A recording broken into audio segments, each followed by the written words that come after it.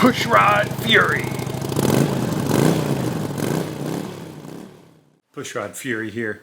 You may have seen the videos that I prepared back in the winter getting the F800GT ready. So I put some engine guards on there, some lights, and a fuse block to better manage the electrical so that I could make sure that I didn't accidentally leave the lights on or accidentally leave the Garmin on. Anyway, that preparation was for a pretty big trip. And so this is going to be a video series that shares a little bit about that. It's definitely not a production quality or highly produced series, that's for sure. So it's not going to have any of that in there. So I apologize in advance, but it's really just showing how things went. And, you know, here I am, clearly, you know, not a spring chick. And this is the first time I've done anything like this. And just used our best knowledge to go. Of course, my travel partner is very, very experienced in cross-country journeys and had lots of great advice, so definitely learning from her. But we learned a lot of things about our gear, what the shortcomings were of the gear that we had, and what worked flawlessly. As we go through this series, definitely going to share that with you. Some of these things are real treats because when something works perfectly and there's absolutely no room for improvement, kind of go with that, right? An amazing, amazing trip. And sort of like the trip itself, the series is going to start off a little slow and probably not as exciting. And I hope that the content that we're able to share as the series progresses illustrates how the trip just got more and more intense as we worked our way to Alaska. If you didn't see the prep videos, check those out. We'll also go over what worked perfectly and, you know, what failed, and some unusual solutions to some problems and some excellent people who helped us along the way. Here you go. We'll start off slow and we make our way west. Enjoy the videos. I hope you watch the whole series. Thanks.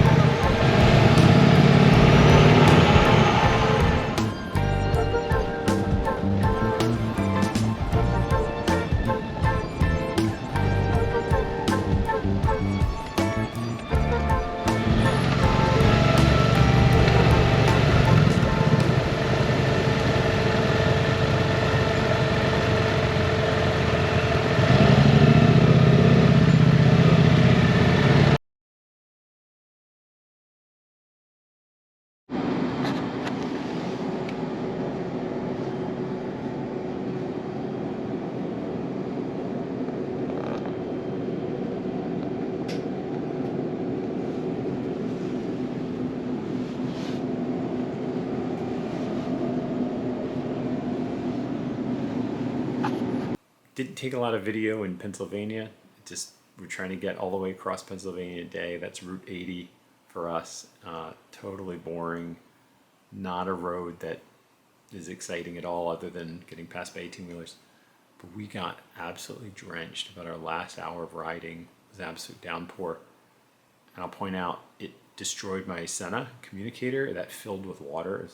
We did everything we could. We packed it in rice afterwards and tried to dry it out. It took several days for it to start functioning again.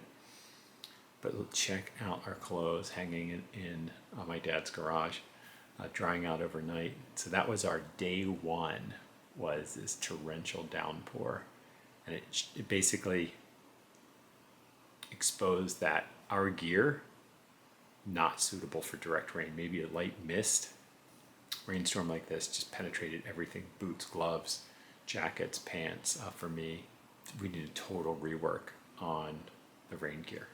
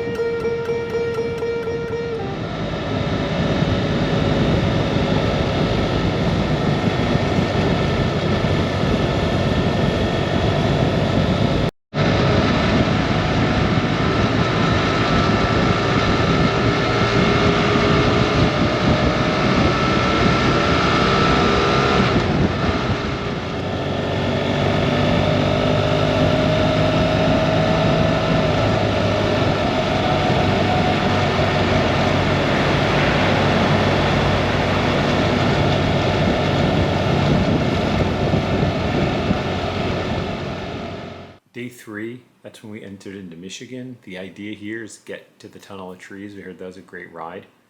And sure, you can get on interstates. Not interstate guy. Can't stand interstates. No character at all. So what we did is we just found the small towns. That's the way we navigated it. I've just had bad luck with all of the apps like Rever, even Adventurous Mode in the Garmin, or Avoid Highways on Google Maps. None of that really works, and so the way I like it. And so basically just pick little towns with really small, just zoom in on the map. You see it's like lightly populated or light density. Just choose those as your waypoints, and the back roads kind of connect those dots. And so what we did is we put in Jackson. Check out the pictures from Jackson.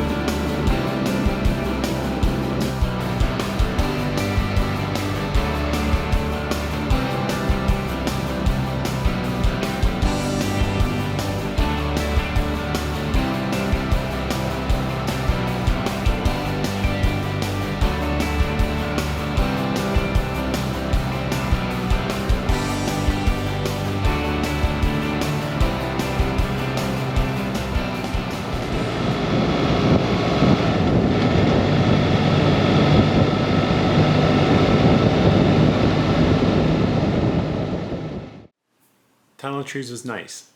I wouldn't say it's an epic ride, but it's an enjoyable ride. You can see Lake Michigan off to the right, nice dense tree canopy, nice narrow road, which gets pretty exciting when someone in a car or truck is coming the other way at a spirited pace.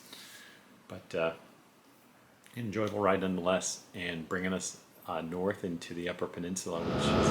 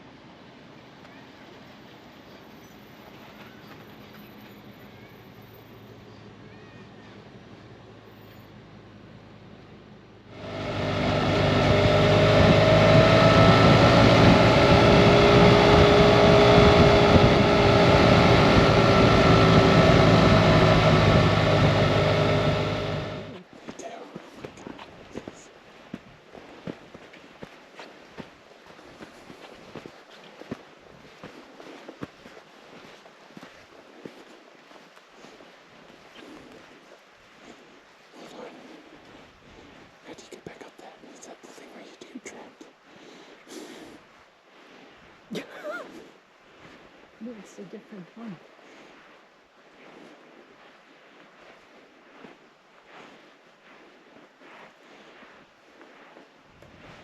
I want to make it to like here and then stop.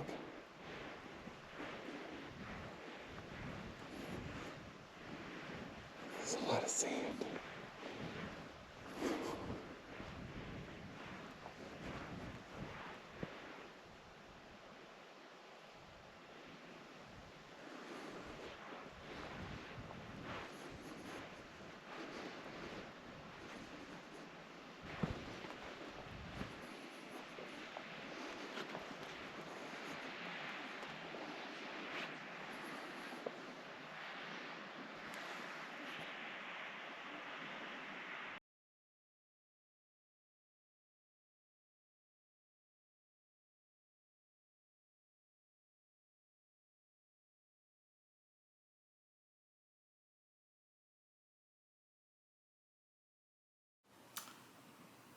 Truthfully, my mind was blown by Lake Superior.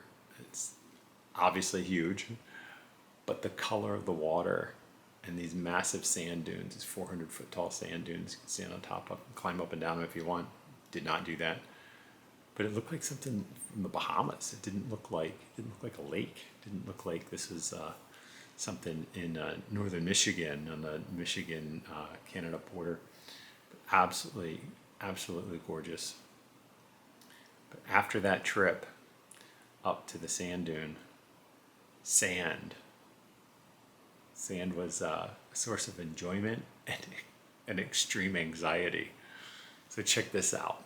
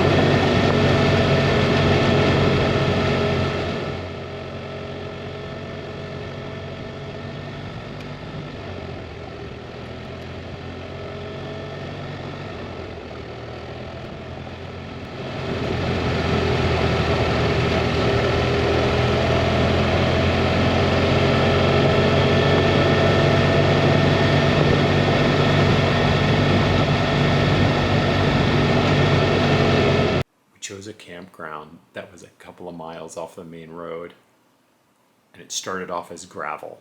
No big deal. I've got street tires on, light gravel, no, not a problem.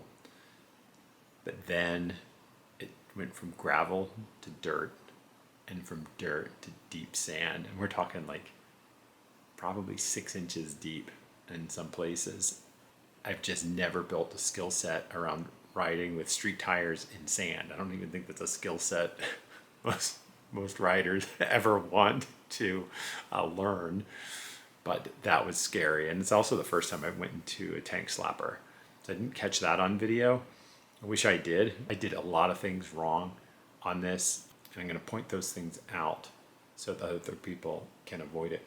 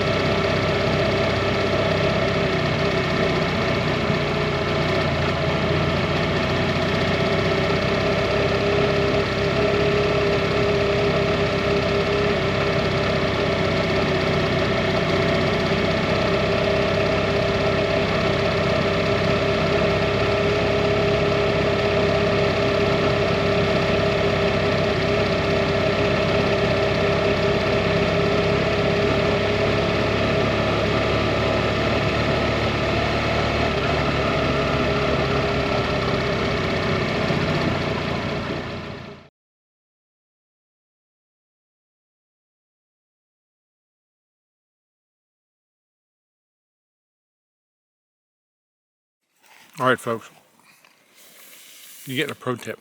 Now, none of these like look both ways before crossing pro tips. Or like, you know, make sure your tent doors are zip shut before you set it up. Not that pro tip either.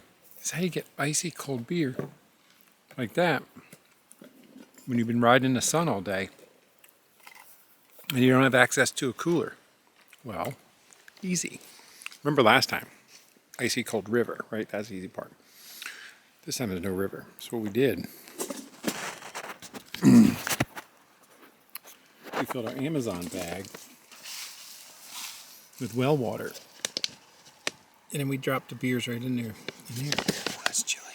That's icy cold. And you're probably saying, that's too good to be true. But proof positive right there.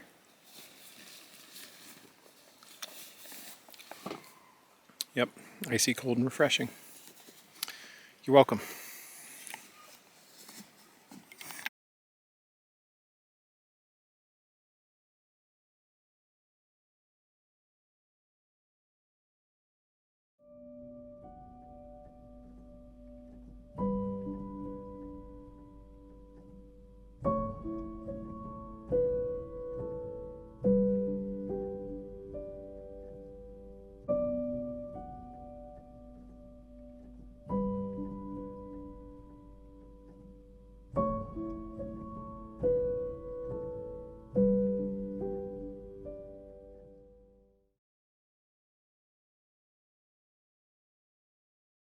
So take a look at the bike.